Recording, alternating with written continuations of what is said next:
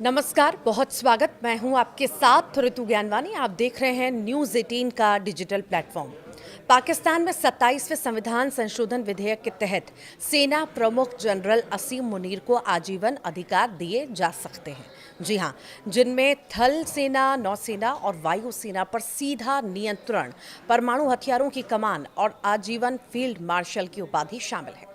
नागरिक सरकार कमजोर हो रही है जबकि सेना संवैधानिक रूप से सशक्त है। क्या पाकिस्तान एक लोकतंत्र से एक सैन्य राज्य में बदल रहा है? ये बड़ा सवाल है। पाकिस्तान में ऐसा राजनीतिक और सैन्य घटनाक्रम सामने आया है जो सिर्फ संसद तक सीमित नहीं है बल्कि संविधान और लोकतंत्र की नींव को हिला सकता है।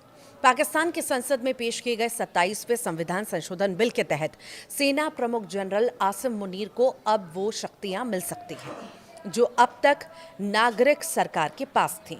ये संशोधन पाकिस्तान को लोकतंत्र से सीधे सैन्य प्रभुत्व वाली व्यवस्था की ओर ले जाने वाला कदम माना जा रहा है। CNN न्यूज़ 18 के अनुसार कैबिनेट की मंजूरी के बाद ये बिल पाकिस्तान के सीनेट में पेश किया गया और इसे कानून और न्याय की स्थायी समिति को भेज दिया गया है। कानून मंत्री अजम नज़ीर तरार ने बताया कि बिल के तहत संवैधानिक धारा, उच्च न्यायालयों की नियुक्ति प्रक्रिया, प्रांतीय कैबिनेट की सीमा और सैन्य नेतृत्व की संरचना में बड़े बदलाव किए जाएंगे।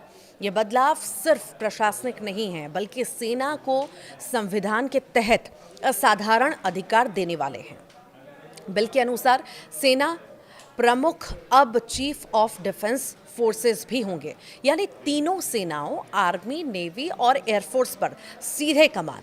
वर्तमान में chairman joint chief of staff committee यानी CJCSC सेना प्रमुख के लिए संतुलन का काम करता है, लेकिन नया बिल इस पद को 27 नवंबर 2025 से समाप्त कर देगा और कोई नई नियुक्ति नहीं होगी। कानून मंत्री ने स्पष्ट किया है कि मौजूदा CJCSC का कार्यकाल पूरा होने के बाद ये जो पद है वो खत्म हो जाएगा। परमाणु हथियारों पर सैन्य नियंत्रण की बात भी कही गई है। संशोधन के अनुसार राष्ट्रीय सामरिक कमान यानी कि नेशनल स्ट्रैटेजिक कमांड का प्रमुख प्रधानमंत्री की बजाय चीफ ऑफ डिफेंस फोर्सेस की सिफारिश पर नियुक्त होगा। इसका मतलब है कि पाकिस्तान के परमाणु हथियारों पर वास्तविक नियंत्रण भी सैन्य नेतृत्व के हाथ में होगा और नागरिक सरकार की भूमिका केवल औपचारिक रह जाएगी। फील्ड मार्शल को जीवन भर का खिताब मिल जाएगा। बिल में एक नया प्रावधान ये भी है कि जनरल आसिम मुनीर को फील्ड मार्शल का खिताब दिया जा सकता है। ये पद जीवन भर रहेगा।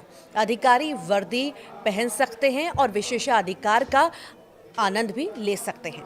कानून मंत्री ने कहा है कि ये रैंक नहीं बल्कि राष्ट्रीय नायकों को दिया जाने वाला सम्मान है और इसे हटाने का अधिकार सिर्फ संसद के पास होगा। संविधान की धारा 47 और 248 जो राष्ट्रपति को कानूनी सुरक्षा देती है, फील्ड मार्शल और अन्य सिंबॉलिक सैन्य पदों पर भी लागू होगी। इसका मतलब है कि अधिकारी आजीवन कानूनी सुरक्षा में होंगे, उनके खिलाफ मुकदमा नहीं चलेगा और पद छोड़ने के बाद भी उन्हें राजनीतिक या न्यायिक जिम्मेदारी नहीं होगी। संशोधन ये कहता है कि नियुक्तियां प्रधानमंत्री की सलाह पर होंगी, लेकिन वास्तविक सिफारिशें चीफ ऑफ डिफेंस फोर्सेस की ओर से आएंगी, यानी कि असली नियंत्रण सेना प्रमुख के पास होगा और प्रधानमंत्री केवल औपचारिक दस्तखत देंगे। ये कदम नागरिक शासन के मूल सिद्धांत को पूरी तरह उलट देता है। विश्लेषकों का मानना है कि पाकिस्तान पहले से ही राजनीतिक रूप से कमजोर और आर्थिक रूप से सैन्य प्रभुत्व में था। अब यह संशोधन संविधान के जरिए सेना को और शक्तिशाली बना देता है।